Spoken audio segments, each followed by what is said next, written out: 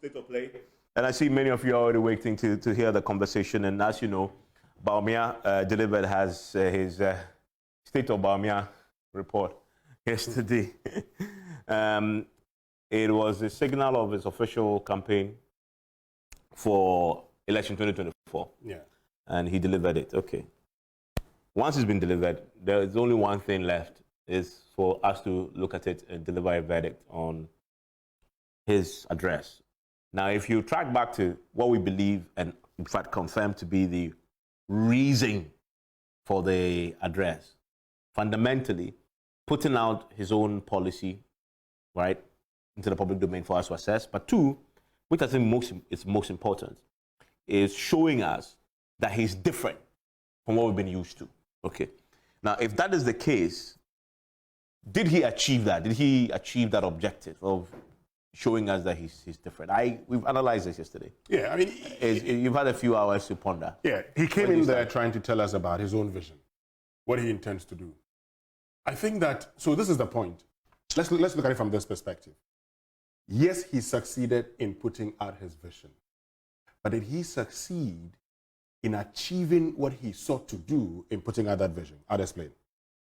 By putting out your vision, you want people to believe that this is what you stand for and this is what you believe in.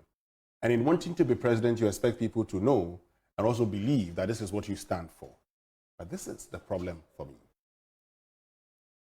When Bawumia started, and prior to this whole engagement, Evans, the commentary before it, the whole talk about, yes, he's now the flag bearer, he's going to break away.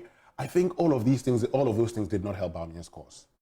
Mm-hmm. Look, they should have waited for him to speak before actually sending a signal. Sometimes you may think that, you are preempting things, so you prepare people for what to expect. But when people were prepared, now, so let me give you a typical example. So we knew that Bawumia was going to talk about what he had done as vice president. He was going to talk about the state of the economy. He does well by, admitting, he does well by saying, this is what we have done over the period. And even though there's been challenges, we are better than what we inherited. That's good. But then, I think that in moving away, I mean, look, I don't have a problem with Bawumia proffering his own vision. Mm-hmm. But in trying to say that my role as chairman of the economic management team is an advisory role, and so... But factually, is it? Well, Evans, President Akufo-Addo acknowledges, actually says the hard work that Bawumia and his team did is what has led to the economic, revival. So in other words, if there's an economic revival he takes credit for, he must also take the blame. You must take the blame. But didn't he do that yesterday? Look. And that's a question I asked Gideon. That where in this whole speech did he, because you see, in my view, once you say you scrap something, once you say you will fix something, and there were a lot of that, I'll come to the specifics shortly. Once you say that, that's an admission that currently it hasn't worked. Exactly. So you want to do it differently. Yeah. Right? That is implied. But I wanted to hear him also admit mistakes made. Good. As a foundation to say, that's what I'll do is differently. Good. So this is the point that I was making. So if you have been credited in the past, and not only the president, you've had Yao Asafo-Mafo crediting him for all the good things in the government, well, you cannot turn around then and say, my job, so now you distinguish between the fiscal and the monetary and how your job... Complementary. I don't know whether that's a mediating role or whatever, but your job is complementary. But this is the point. Once you do that, it means that, okay, we can now actually understand those who are in charge. Maybe they are in charge. Maybe they are in charge. But you see, now then you tell us that, listen to this carefully. My office, with the support of, my office in collaboration with, does that mean that you did it? Well, he says his office did it. They just got the blessing of the president. So my office in collaboration with Passport Office, my office in collaboration with DVLA, my office. So it is just the same role that you are performing because you are making suggestions.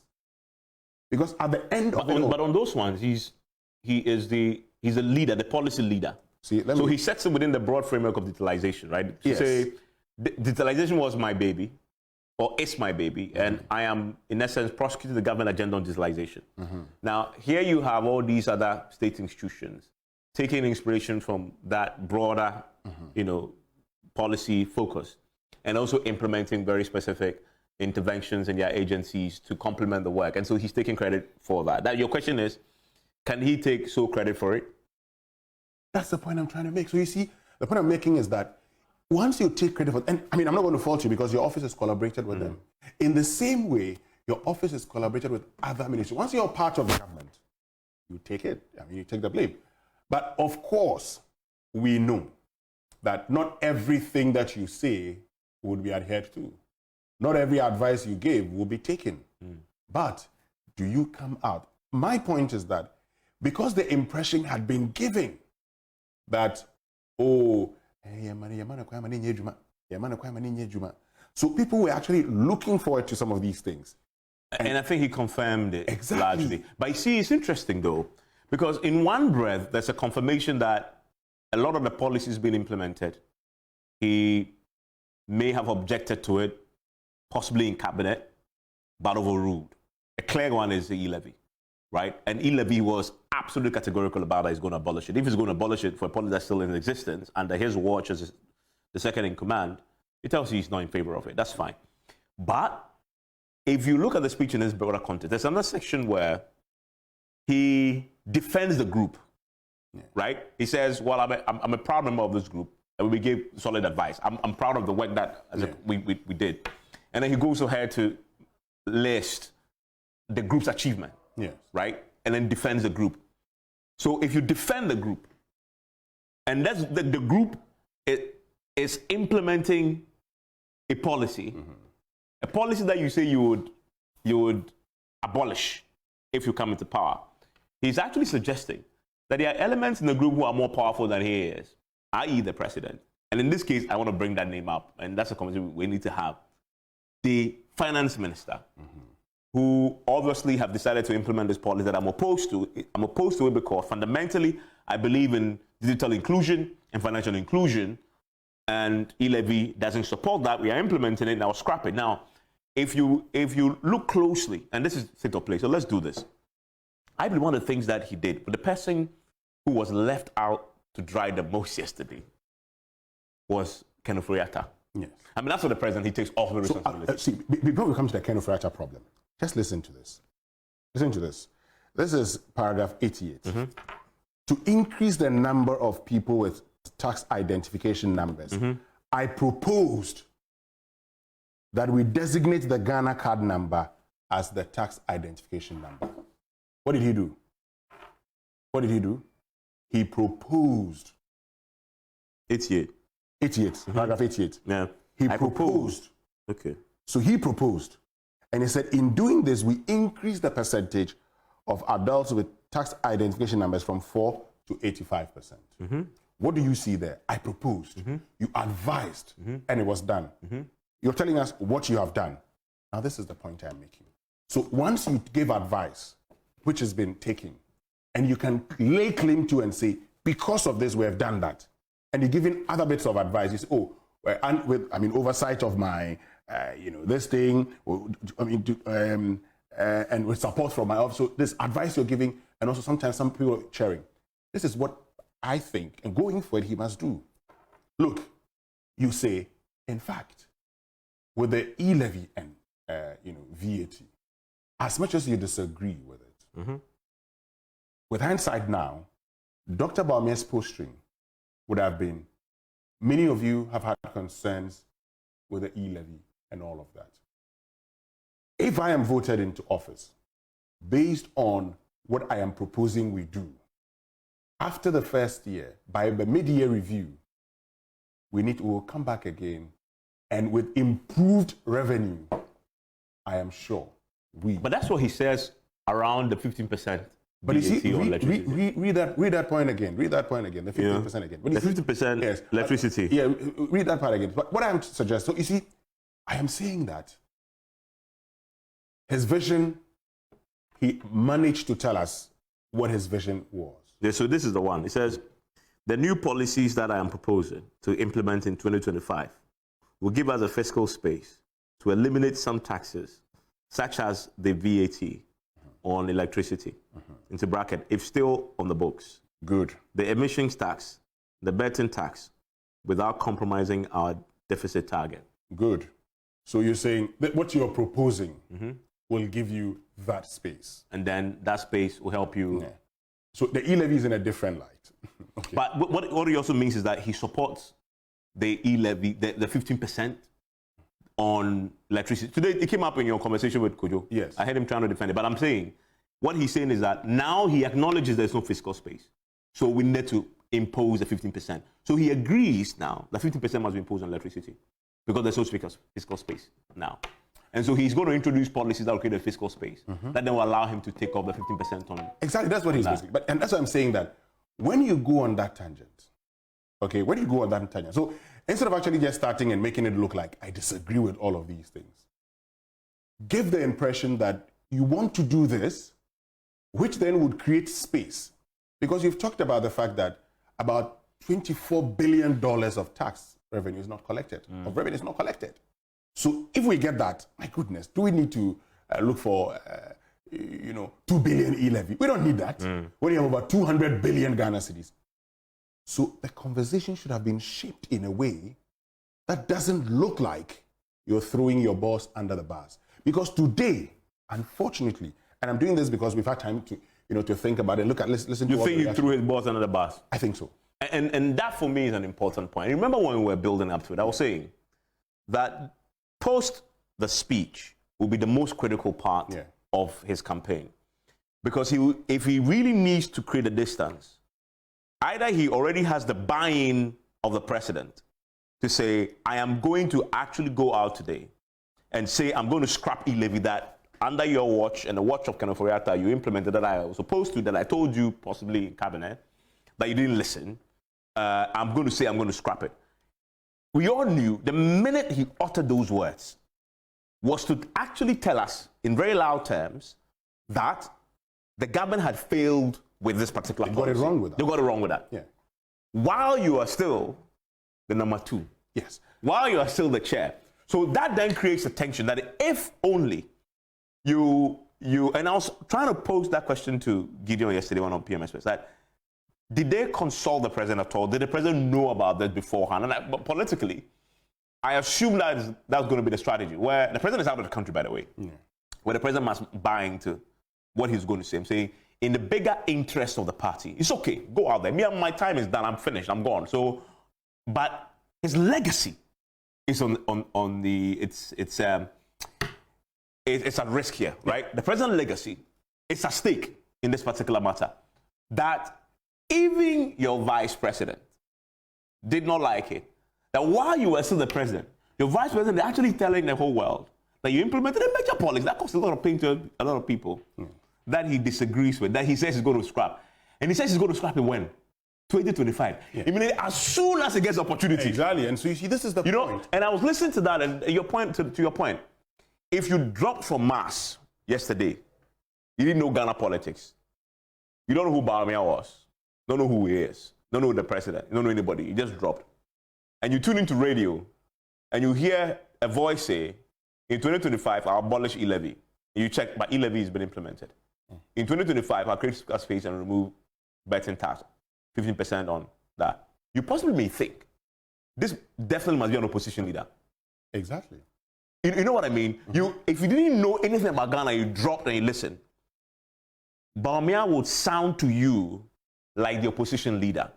And there's a part of this that, for me, the way they manage the next few days will be critical. And yesterday, I asked Gideon, I want to come back to the vice president, the finance minister point. Okay, just a second. The vice president was not there. Sorry, the finance minister. Yeah, I didn't see him there. No, I asked him. He confirmed. I asked Gideon. He says the finance minister wasn't there, but Minister of State was there. Was Gabi there? I think I saw Gabi. Okay. I think I saw Gabi wearing a suit and waving the flag. I think, but yeah, I know why you're asking why he was there. But going back to Gideon, confirming, Minister of State was there. Amin Adam was there. The 2 deputies and the finance were both there. The president had traveled, so he had good explanation why. Maybe it was all part of the timing goal, so people will raise questions. I mean, for the president, he didn't have to be there. Yeah, I get it. I mean, but at least people may raise questions. But if you're not in the jurisdiction, plausible deniability, I'm gone, I'm not here. The finance minister wasn't there. And he didn't tell me the finance minister had traveled. So I'm assuming, if he didn't say that, but told me about the president, then the reasonable conclusion is the finance minister is in the country and decided not to go because this was a big event. That all your deputies, all your other workers, including the ministers, they were there, but he didn't go. Then you listen to Bawumia say to us, he acknowledges the role of the Bank of Ghana. And he actually says the governor had been treated unfairly. Now, the governor's pressure was towards the end of last year that the opposition says he should resign. They went on a protest to get him to resign. Bawumia defends him, applauds the BOG's work in helping the economy's revival, the road to revival, right? But guess what? I made a point to you yesterday that who else in government with responsibility over the economy had also come under some very severe pressure.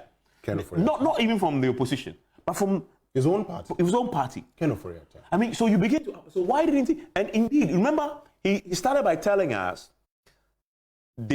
how the economy is beginning to bounce back and improve. Yeah. But all those numbers that he mentions, either you are attributing it to monetary policy or fiscal policy, right? Monetary policy is the BOG. So then you isolate BOG and say, "Time's up. I'm defending you." But what about the guy who is leading the fiscal policy? Exactly, because you see, even when it comes to inflation, there's a role that the fiscal side would play in the rate of inflation, for instance. Of course, the monetary policy will set, policy rates to actually deal with it, but it must be complemented by the fiscal side. So I get where you're coming from. But you see, this is where I say, having listened and watched the mood of the people over the period, I have the realization that yes, the vice president may have achieved his target of setting out his vision, but he now has another problem of a man who is not loyal to his boss. That is assuming his boss didn't know this. Yes. But there is another point that suggests to me that possibly this could all be part of a grand scheme. Part of a grand scheme. And I think that... He says, if, and the bit about the VAT, if it is not been abolished by the time. So, and just at that point... The suspension letter went. A suspension letter comes in. What sort of a coincidence is that? Yeah. But if that's how they are playing it, then they're playing it smart. Then they're playing it smart. But of course, if that's how they're playing it also, the other point now is that while it may appeal to the party persons who then would say, we now know that he was not listened to, the floating voters, and we have a lot of the middle class who do not seem convinced. And that's what the problem is. I think that, and this is the point, you sometimes may roll out, strategies, hoping it works, and they do not work. You have to re-strategize. So we had said, in the past, that, okay, he needs to have his own vision. He needs to show that he's different, which he has done, and I'm not going to fault him about that. We said he had to be careful his departure. In fact, we are demanding here that he needs to break away at some point. But we said he had to be careful. And not also, of course. Yeah, how he breaks away. You don't want to bend the bridge whilst you're doing exactly. that. We said he has to be careful how he breaks away from Akufo-Addo. So it doesn't create the impression that it's a man who's not loyal. I think that part, he has to rethink the strategy again. He needs to rethink the strategy. But here's the thing, though. What's the end game? The end game... To win elections. Bottom line. So if the people think that if some of the neutrals... end game... if you have to throw Ronaldo under the bus, if you have to throw Ken Ofori-Atta under the bus, but in throwing to win popular vote and popular support, that's what he does. But in throwing him under the bus, the people are saying, hey, hold on a minute. You are ungrateful. You are not being truthful. When you say the people, who are you referring to? People in the party? Some people, no, not in the party. Look, I got a lot of messages from people. NPP folks or regular folks? Some that I know are NPP. Some that I know. Yeah, but I think I'm not really worried about NPP folks what they say now. No, some that I know are NPP sympathizers. I'm curious to know what the floating voters So I say some about are what he NPP, said? some are neutrals. Okay. And the words they used. No, but he defended the government, didn't he? But you see, this is the point. This is the point. You defend the government by saying things that we already know that you've said over and over again. So the new things you say is what we focus on. And the new things you say is now addressing your role as vice president. Because for some reason, you have been blamed for the mess. But if you're defending the current record, it means we are not in a mess, in your opinion. So if we're not in a mess, in your opinion, you don't fall for it. I think that, so that's what the problem That is why, for me, I thought there should have been a part in this whole speech where he paused to admit Yes. that there were shortfalls. Yes. Again, the fact that he repeated Ukraine, he repeated COVID, and said it's everybody else's fault, but he didn't once say, well, we could have done things better now, and there have been some shortcomings. They should have reserved at least a paragraph for that, because you know why? People, I say this all the time, I don't know why politicians don't get it, that you have to come across as human. Humans make mistakes. Yeah.